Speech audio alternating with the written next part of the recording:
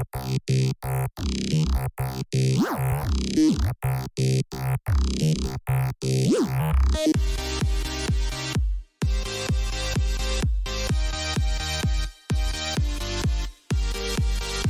blockade at the Brady Road landfill in Winnipeg remains, defying city order. Families' deportation stopped thanks to the UN. The price of tomatoes has soared in India, creating a crisis for farmers and low-income Indians alike. And an update on the NATO meeting ongoing in Lithuania. Good morning. It's Tuesday, July 11th. I'm Nora, and here are your headlines.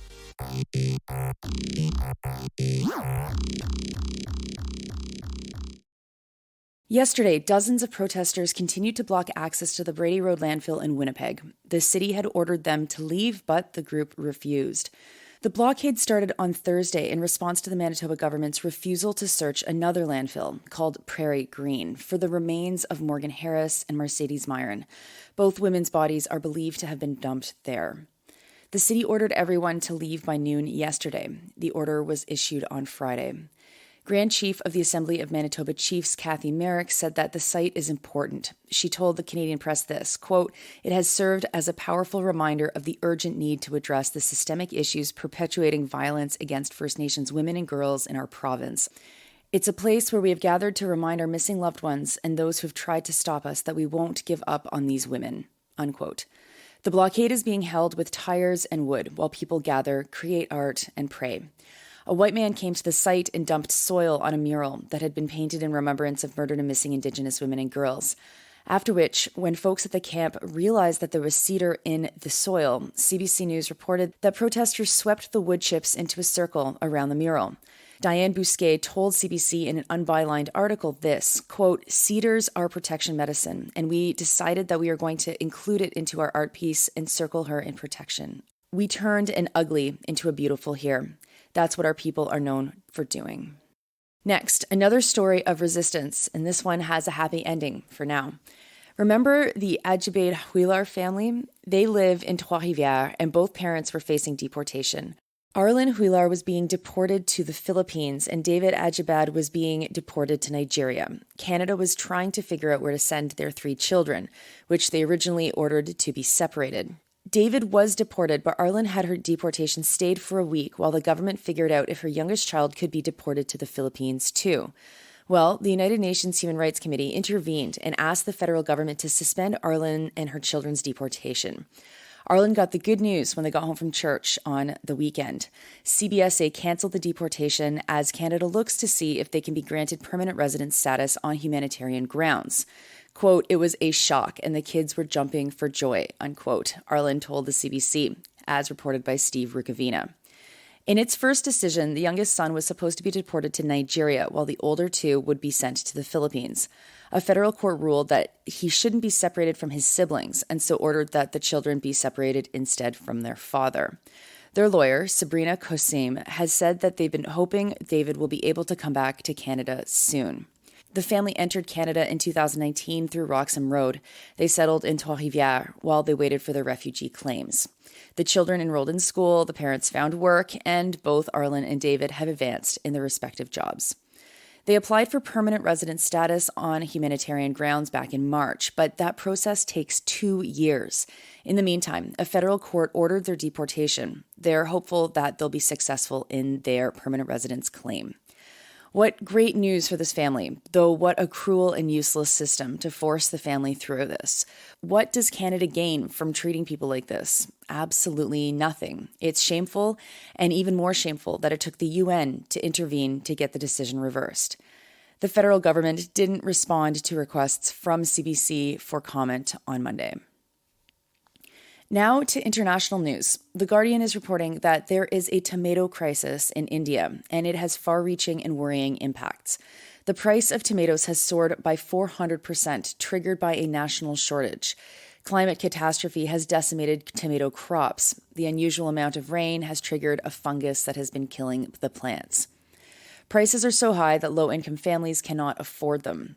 The Guardian, in an article that has already informed us that the tomato is a staple in Indian food, as if that isn't common knowledge or as if somehow surprising, also helpfully explains the shortage through the lens of McDonald's. The company has stopped serving tomatoes because of the shortage.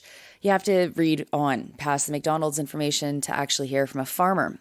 They finally talked to Arvind Malik, a farmer from the Kurukshetra district of Haryana, who said that back in February, the leaves of the plants started drying up. Wild temperature fluctuations was the culprit. Farmers had to pay for expensive fungicides to try and save what they could, but much of the crops were already ruined. Malik has only harvested half of what he would normally sell by now, and he's heavily in debt as a result. Making the situation worse was that a few months ago, commercial prices for tomatoes were so low that farmers couldn't sell them at a high enough price to even cover their costs. The farmers stopped picking tomatoes because it was too expensive to pick them and sell them for nothing. But by the time prices shot up, they only had rotten leftovers. Now, it's not just tomatoes. Other crops like onions, ginger, and chilies have also been impacted.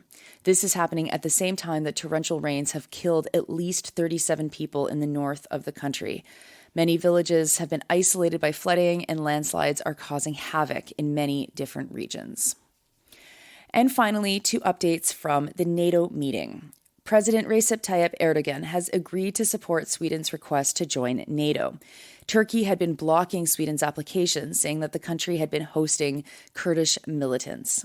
Any NATO member can veto the membership of any new state. The chorus of reactions from other NATO members said that this will make everyone safer.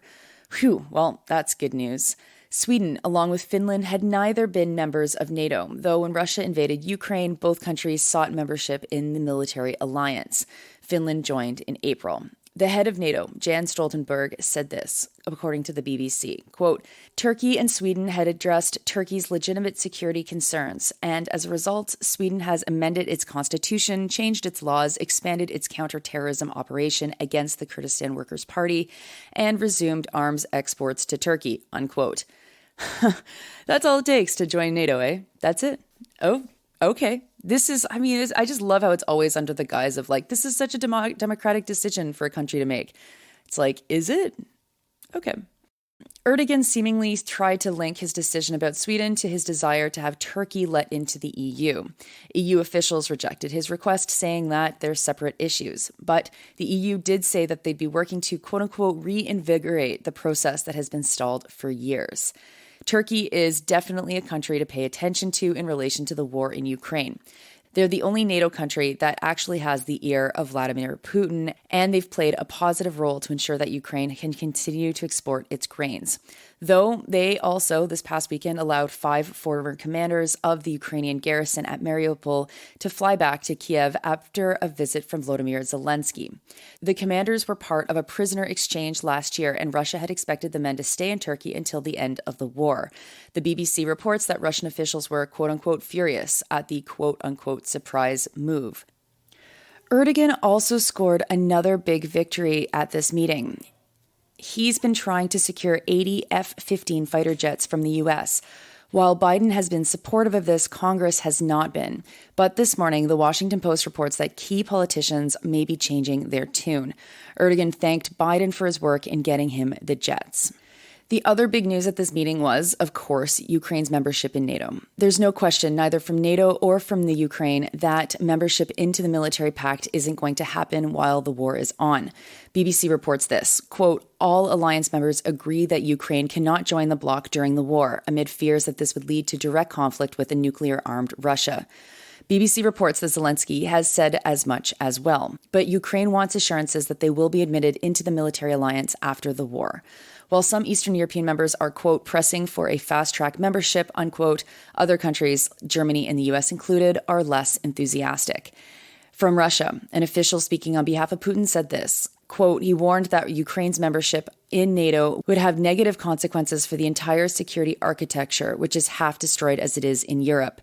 Ukrainian membership would represent an absolute threat to our country, which will require all of us quite a firm and clear reaction, unquote. Those are your headlines for Tuesday, July 11th. I'm Nora. It's Sandy and Nora Day, so stay tuned. You will hear a new episode of Sandy and Nora dropping in a couple of hours. You're listening to this podcast at sandynora.com, on the Real News Podcast Network, and syndicated on campus radio stations across Canada. I hope you have a great Tuesday.